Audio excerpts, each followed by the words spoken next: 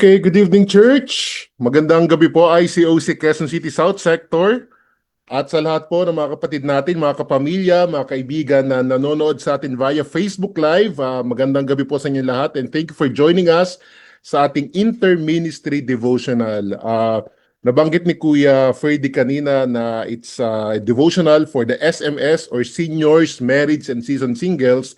Pero ngayon pong gabi kasama rin natin ang Yes Ministry, ang youth involved tsaka singles because we realized po, sabi nga ni Jassy kanina sa announcement niya, this Saturday na rin po pala yung ating Positive Choice for Teens. Kaya po we decided, the Yes Ministry decided na mag-join na lang po muna ulit sa ating Inter-Ministry Devo ng Seniors, Marrieds and Seasoned Singles.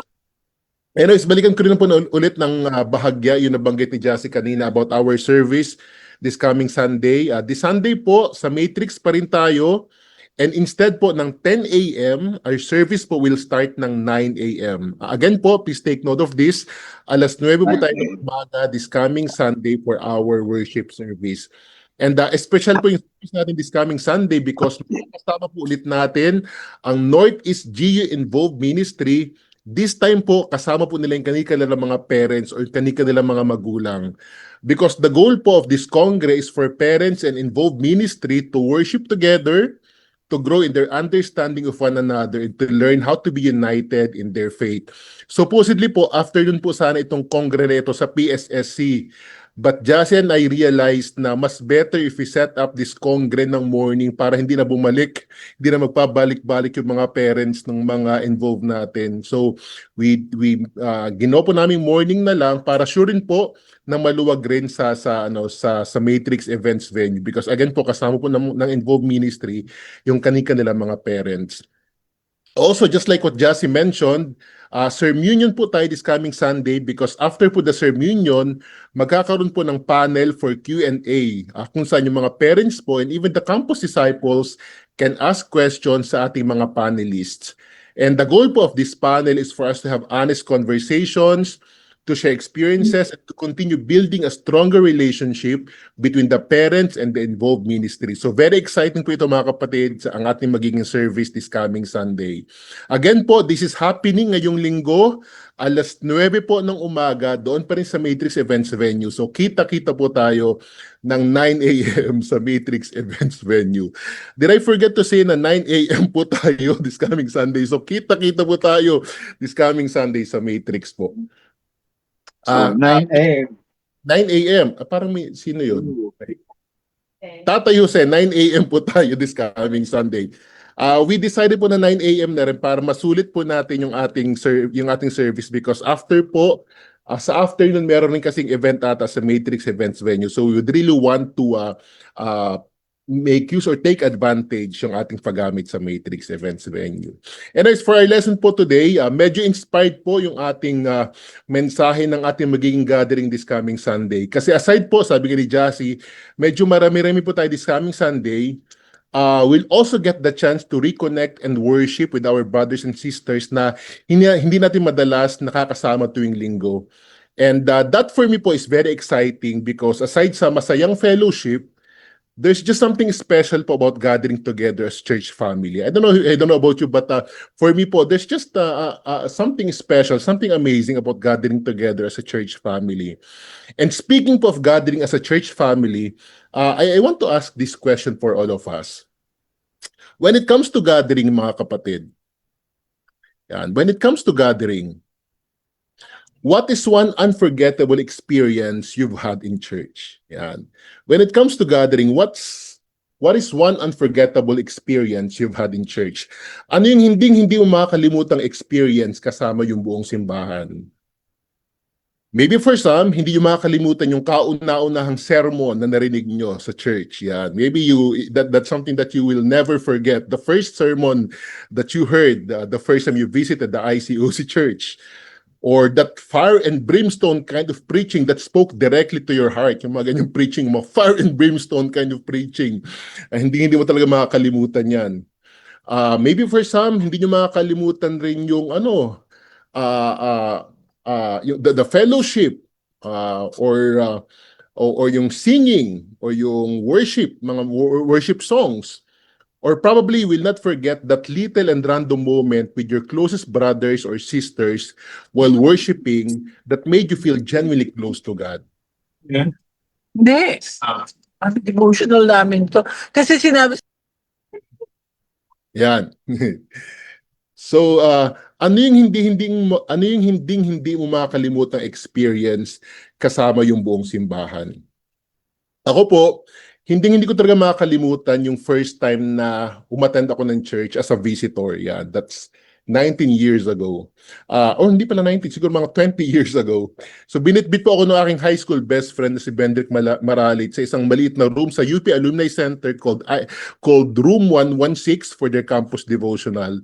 Tapos pagpasok ko po doon sa Room 116, people were already hugging me, asking my name, sino daw ako, yan, saan ako nag-aaral. So, nung pagpasok ko buta sa room 116, parang feeling ko, lahat ng mga disciples, interesado silang lahat sa akin. Parang first time ko in my life that people were just interested sa akin. And I felt so important during that time. Kaya hindi ko talaga makalimutan yung hospitality at sincerity that I felt from the disciples the first time I met them. That's why po, when I started studying the Bible, mas laman pa ng prayer ko yung excitement na maging miyembro ng simbahan kaysa maging disciple ni Jesus. Sabi nga sa akin ni Bendrick, every time I pray, bro, this is not just about being part of the church, this is having a relationship with God. Pero for me talaga, that's very unforgettable po talaga yung naramdaman kong pagtanggap sa akin ng mga disciples during that time. The first time po I attended the church, yun talagang hindi ko talaga makakalimutan. So naniniwala po ako na lahat tayo may mga personal experiences o karanasan patungkol sa simbahan. Maaring masaya, tulad ng naramdaman ko ng aking personal experience, maaring namang malungkot yung inyong experience sa simbahan. Maaring ang tumatak sa inyong experience sa simbahan ay disappointment or hurt or unmet expectations. So iba't iba po yung pwede natin maging kwento about our experiences about the church. And I believe po, these experiences ay unti-unting humuhubog sa ating pagkakakilala o pagtingin patungkol sa simbahan. Kung paano po natin tinitingnan yung church ngayon, kadalasan, connected iyon sa ating mga experiences na pinagdaanan noon. Ikaw ba kapatid, with all your experiences, how do you see the church now? Yan. Sa mga experiences, sa mga karanasan mo, sa mga pinagdaanan mo, paano mo na tinitingnan yung simbahan ngayon? Ano yung unang pumapasok sa isip mo o sa puso mo kapag napapag-usapan ang salitang simbahan? Also, maganda rin nating itanong sa ating mga sarili, how do you think God sees the church now? Maganda nating itanong sa ating mga sarili, how do you think God sees the church right now? This evening po, ito po yung ating pag-uusapan, and our goal tonight is to be reminded hindi lang kung paano tinitingnan ng Diyos ang kanyang simbahan, pero mapaalalahanan rin tayong lahat kung paano nga ba pinapahalaga ng Diyos ang kanyang simbahan. So the title po of our lesson this evening is simply Church Through God's Eyes, o ang simbahan sa paningin ng Diyos. So bago tayo magpatuloy, let's go to God in a word of prayer. Let's pray. Panginoon, I'm just so excited to share your word to your people, to your children, and even to me, Panginoon, mapakinggan ko rin, Ama, yung salita na isi-share nyo through me, Father God. I pray that you be with me as I preach your word. I pray, God, na yung inyong salita would really have a root, Panginoon, sa mga puso namin, Ama. And these words, God, would really give us direction, Father God, inspiration as we constantly walk, Panginoon, yung aming relasyon sa inyo, Ama. Pray, God, for my brothers and sisters. I pray that they will just really give space for you sa pagkakataong ito, Ama, because your message is very important, Panginoon. And I pray, God, that our hearts will just be receptive and humble enough, Panginoon, para i-welcome ang inyong salita sa aming mga puso. Be with me, God, as I preach your word. Maraming salamat po, and I pray all these things in Jesus' name. Amen. Again po, the title of our lesson this evening is Church Through God's Eyes, o sa Tagalog, ang simbahan sa paningin ng Diyos. So paano nga ba tinitingnan ng Diyos ang simbahan? So I'll be sharing three short points this evening, and our first point is, His church. Yan. First point, His church. O sa Tagalog, kanyang simbahan. So let's open our Bibles and let's read Acts 20 verse 28. Sabi sa verse 28, keep watch over yourselves and all the flock of which the Holy Spirit has made you overseers. Be shepherds of the church of God, which He bought with His own blood. So short context lang po na binasa nating scripture, kausap dito ni Pablo yung mga elders ng church sa Ephesus. And knowing that difficult times were coming, so pinaalalahanan ni Pablo yung mga leaders sa Ephesus to carefully shepherd and protect the church because the church belongs to God. Yan, pinaalalahanan ni Pablo yung mga leaders sa Ephesus to carefully shepherd and lead the church there because yung simbahan daw, it belongs to God. The church raw belongs to God. It is not Paul's church. It is not the sector leader's church. It is not the ministry leader's church. It is not the members' church. The church raw is God's. Pagmamay-ari raw ito ng Diyos. Ano po ibig sabihin nito sa atin, mga kapatid? I think it's important to be reminded, mga kapatid, that the church belongs to God because when we remember that the church is God's, our perspective changes. Kapag naiintindihan natin, or kapag naiintindihan natin na pagmamay-ari ng Diyos ang simbahan at hindi sa atin, our perspective changes. Even our character changes. Kapag naiintindihan natin na pagmamayari ng Diyos yung simbahan at hindi sa atin, from being entitled, we become grateful. From wanting to receive, we become servants. From being critical, we become caring and committed. We stop asking, kapag naiintindihan natin na kay God talaga itong simbahan na to, we stop asking, what can the church give me? Instead, we start asking, what can I give to God through His church? Our perspective, even our character changes when we remember that the church belongs to God at hindi sa atin. You know, last Sunday po, share ko lang, I was just amazed seeing Ate Luisa and Ate Gina, mga madams ng kanilang mga mga careers, but they are the ones na nagpupunas ng mga upuan para malinis yung chairs natin for our service. Nakaka-amaze lang ng mga madam to, mga nire-respeto ito ng kanilang mga karera, but they are the ones na nagpupunas ng mga upuan para malinis yung chairs natin lahat for our service. Kapag naiintindihan natin na pagmamay-ari ng Diyos ang simbahan at hindi sa atin, we can't help ourselves but to serve more, to give more instead of taking more.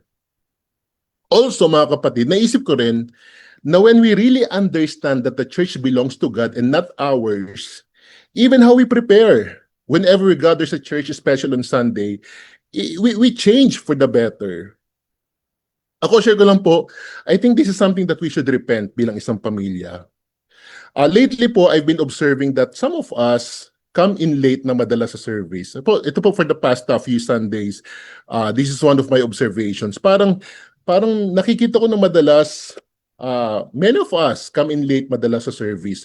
Usually kapag 10 a.m., only a handful of people pa lang yung nasa matrix. And usually, dadami lang tayo kapag mga around 10:10 na or 10:15. And this is happening like almost every Sunday. People rush in late and probably we're thinking, okay lang yan, I'll just catch up. As long as I'm there, okay na yan. Probably we're thinking that kind of thought. But we have to remember, mga kapatid, that the church is not just another event on our schedule. We are gathering before God and we are gathering for God. And if we can make an effort not to be late sa ating mga business meetings, if we can make an effort to be early sa mga sinehan para mapanood yung mga trailers, I'm sure we can also make an extra effort to be early sa church, knowing that this is God's church and not ours. I know, mga kapatid, that life happens, emergencies happens, traffic happens, but my hope po, Quezon City South Sector, is that maibalik lang natin ulit yung conviction that our meetings of the bodies are sacred. Sacred para kay God because it belongs to Him. Last Sunday po, I appreciate yung sinare ni Kuya Nats na lesson, especially when he mentioned yung sa Psalm 42. Basahin ko lang po ulit yung sinabi sa Psalm 42. Sabi doon, as the deer pants for streams of water, so my soul pants for you, my God. My soul thirsts for God, for the living God. When can I go and meet with God? Ako sobrang appreciate ko po yung puso ng psalmist dito. How he longs, how eager he is to be with God. Grabe yung kanyang longing, grabe yung kanyang excitement just to be with God. And then naisip ko rin po yung sa Psalm 84 verse 10, sabi doon, better is one day in your courts than 1,000 elsewhere. Grabe yung psalmist dito, for him, being with God raw is better than anything else. Parang sabi niya, I would rather be parang tagalinis, ganyan, sa simbahan, rather than anywhere else. Parang grabe yung puso ng psalmist dito, just to be with God. Quezon City South Sector, being early po sa church is not about earning our salvation. It's about going back to that conviction that this is God's church. Simbahan po ito ng Diyos. Pagmamayari po niya ito. Our meetings of the bodies are sacred. And so my challenge for all of us, mga kapatid, is this week, and moving forwards, let's prepare earlier. Yan. Let's sleep earlier. Let's live earlier. Let's iron our clothes earlier. Yan, para sa amin to ni Jassy. Kasi minsan kapag Sunday, saka lang mag-iisip ng susuotin. Kaya minsan parang naatrasado yung pagdating namin. So, my challenge for all of us is this week and moving forwards po, let's prepare earlier, sleep earlier, iron our clothes earlier, live earlier, and come ready and prepared to worship God and fellowship with one another. This Sunday po masusubok itong challenge na to because this coming Sunday, 9:00 po yung ating worship service. But my challenge for all of us is to really come early and prepare sa ating worship service. Point number 2, paano pa ba tinitingnan ng Diyos ng kanyang simbahan? It is bought thou by Jesus' blood. Point number 2, bought by Jesus' blood. Balikan po natin yung binasa nating scripture sa Acts 20 verse 28. Sabi ulit doon, be shepherds of the church of God, which He bought with His own blood. So tinubos raw po ng Diyos ang simbahan with all that matters to Him, with His own blood. What I saw here, mga kapatid, is that the church po is God's most expensive and priceless purchase. The church po is God's most expensive and priceless purchase. Hindi ginamitan ni God ng silver or gold or earthly wealth or pay later, no? Or GCash yung simbahan para bilhin. Hindi rin staggered yung payment ni God for the church. He purchased the church through the blood of His one and only Son, Jesus Christ. Ano ba ibig sabihin nito para sa atin, mga kapatid? For me, para sa akin, when God bought the church with Jesus' blood, that means God loves the church. Nung binili po o nung pinurchase ni God yung simbahan through Jesus' blood, that means God loves the church. Mahal po ng Diyos ang simbahan. When He looks at the church, He does not see the church as ordinary or disposable. He sees something deeply valuable, deeply loved, and worth dying for. Tayo, di ba, when we love someone or when we love something, we're willing to give everything yan. Willing tayong isakripisyo ang lahat. Sabi nga sa song, susungkitin ang mga bituin para lang mapansin. Ganyan.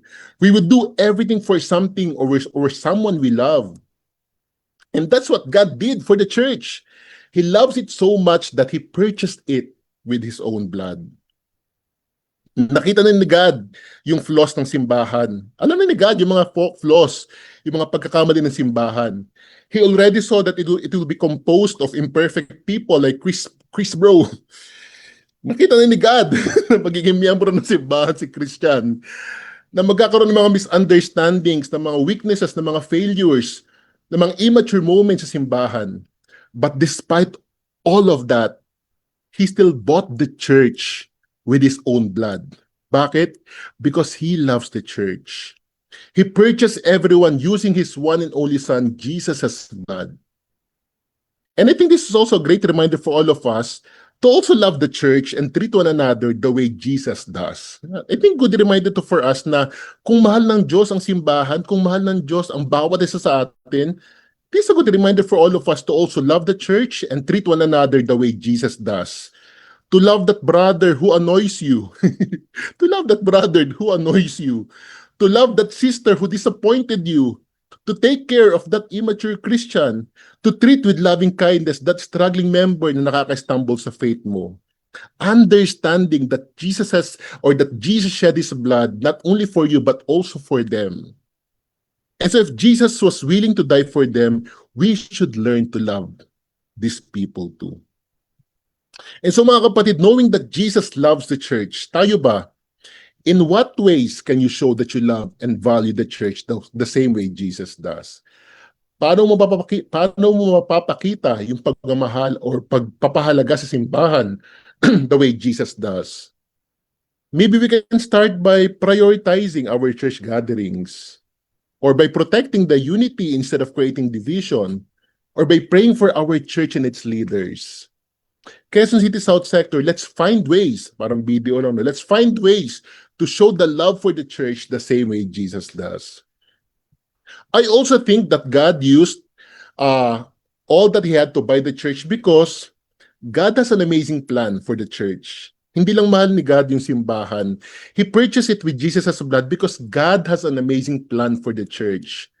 Si God, sure ako na hindi siya gagastos for something meaningless. And I'm sure tayo rin, di ba? Intentional yung mga purchases natin.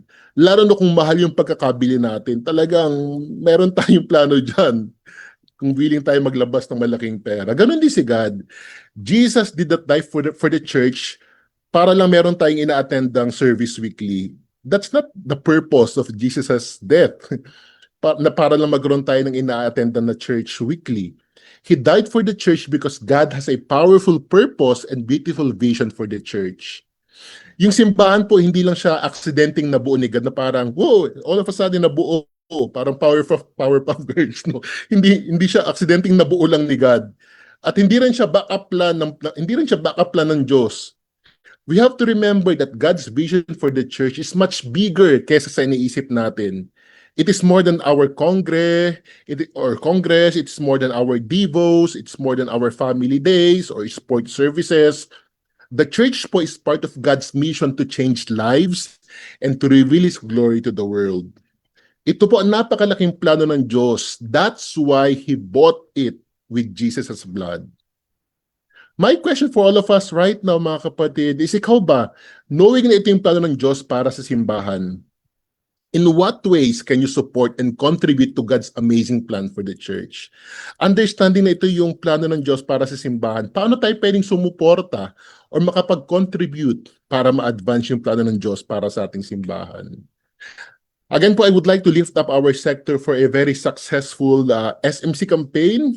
We smashed our goal ng almost 160% and we're very grateful sa support ng bawat isa, knowing na ang dami natin pinagdadaanan economically, personally, and many other areas, but we're able to hit our SMC goal ng 160% plus pa siguro.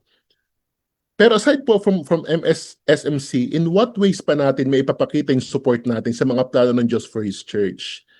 Naisip ko, maybe we can support God's plan by inviting again our friends, our families, even strangers to our church para ma-experience rin nila what it feels to be with God's family. Just like what my best friend did sa akin 20 years ago. Mga kapatid, sa mundo po nating punong-puno ng kalungkutan at pagkakaiba-iba, God designed the church to become a spiritual family. A place where people who felt unseen can suddenly find belonging. Which is exactly what I felt. A place where people carrying burdens find support. And a place where people who are spiritually lost find purpose. So bitbitin po natin muli ang ating mga kaibigan, ating mga kapamilya, even the strangers in God's church, because that is part of God's plan, and that's the reason why God bought it with the blood of His one and only Son. Third and last point, anong tingin ni God sa kanyang simbahan? It's His household. Yan. Kanina, His church. Second point, bought by His own blood. Third and last point, God sees the church as His household. Sabi sa 1 Timothy 3:14-15, although I hope to come to you soon, I am writing you this instruction so that if I am delayed, you will know how people ought to conduct themselves in God's household, which is the church of the living God, the pillar and foundation of the truth. What I got here, mga kapatid, is that yung simbahan ay hindi lang po siya organisasyon or a gathering we attend once a week. Yung simbahan po ay God's household, God's family. And I want to focus on the word family because great reminder ito po para sa atin na yung Christianity po was never meant to be lived alone. When God bought us with Jesus' blood, hindi lang relasyon sa kanya yung kanyang binibigay. He also brought us into a family. Yeah. Hindi lang relasyon sa kanya, but God also brought us into a family. Share ko lang po, bilang isang probinsyano mula sa isla ng Oriental Mindoro, na walang kamag-anak dito sa Metro Manila, that's very big for me yung word na family or community. Kaya naging disciple ako, yun po talagang hinanap ko, pamilya, komunidad. That's why for almost 5 or 6 years, sa bahay po ng mga Corpus, ni na Mike, ni na James Corpus, nakatira for almost 5 or 6 years. And then after that, naging parte po ako ng household kasama si na Mike, si LJ, si Derek Visitasyon, si Nico Mata na nasa US na. And personally, ang dami ko po mga nakakatawang experiences living in a household. I remember our household dati sa Santolan. And probably some of us can relate, especially yung mga nag-household. I remember our household dati sa Santolan. May bago akong pants. Bagong bili ko yun. Bagong bili ko yung pants na yun eh. Tapos nireserve ko talaga siya for Sunday. And then one Saturday, nakita ko suot siya ng isa kong housemate. Suot-suot ng isa kong housemate yung bago kong pants. Sabi ko, bro, nireserve ko yan for Sunday. Tapos check mo, pen shop yan. Di ba? Pen shop, pang mayaman. Pen shop yan eh. Ikaw pa yung unang gumamit. Grabe. Don't worry po. Love na love ko pa rin itong brother na ito. And he's one of my constants and one of my best friends. And ninong na rin po ako ng kanyang 3 anak. Although yung isa hindi pa mo siya nagsasalita, pero ninong na rin ako ng tatlo niyang anak. So, check niyo lang po kung si si Mike ba siya or si LJ. Mukhang sino may 3 anak sa kanila. Siya po yung nagsuot ng aking bagong pants. But really, remembering those times, nakakatawa lang talaga to be part of a household. And there are 2 things po that I realized na mahalaga kapag miyembro ka ng household. Una po, as part of a household, mahalaga that we check on one another. Yan, we check one another. Kapag miyembro ka ng household, mahalaga that we check one another. Maybe during that time, hindi ko na-check yung housemate ko na baka wala ka nang susuotin. But as part of a household, mahalaga that we check one another. We don't just ask questions like, did you do this or did you do that? Did you finish this or did you finish that? We don't just ask those questions. We talk about our hearts. How is our heart really doing? What burdens are we carrying?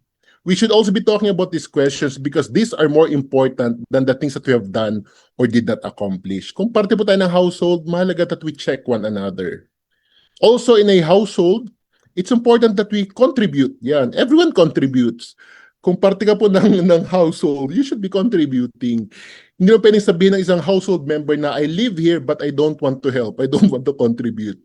Wala kayong pwedeng asahan sa akin. Hindi naman pwede yun. Everyone should contribute. Sa amin dati, si Derek usually yung tagaluto. I remember, nagluto si Derek, isang puno sa kaldero, tas parang niya yun, specialty na niya yun, parang sinigang na bangus. Tapos pagtikim namin, ang pait, grabe, ang pait talaga. Hindi pala niya natanggal yung apdo. So, ang pait-pait nung amin. Ang pait-pait nung amin. Tapos, ginawa niya ng remedyo, etc. Pero hindi talaga namin nakait. Ang laki-laki pa ng kaldero na sinigang na bangus na yun. Pero, sa household namin, everyone may task. Minsan si Derek yung tagaluto, minsan si Mike, ako yung tagahugas ng pinggan. Si LJ, siya yung patron namin. Patron. Joke lang. Si LJ po, siya yung siya yung aming baby brother during that time. But sa household po talaga namin, everyone contributes. In the same way po na yung church, it was never designed for people to just attend. God calls every disciple to participate. God calls everyone to contribute. May it be serving, may it be encouraging, may it be giving, may it be praying, may it be helping, discipling, or building others up. There's a lot of ways po for us to contribute. Ikaw ba kapatid, as part of God's household, what do you contribute? Ano yung nako-contribute natin? Ako really appreciate our service team every Sunday. From the ushering ministry, grabe, yung mga Marqueses, sobrang aaga nilang dumating kapag Sunday. Our ushering, si Basti, grabe, our worship team, our tech team, grabe yung ginagawa nila. Grabe yung servisyo na ginagawa nila. Our breadwinners, yan, sina Ate Michelle Ip, si Ate Che Cruz, the Ergizas, grabe na lagi na lang tayo pinapaglutuan because they know that they are part of the household and they know that they have the responsibility to contribute and make our household strong and encouraging. Si Basti, di ba? Si Basti, grabe talaga yan. Oo, grabe yung mga binubuhat ni Basti ng mga chairs. Grabe. Because he knows that he's part of the household and he knows that he has something to contribute and give sa ating simbahan.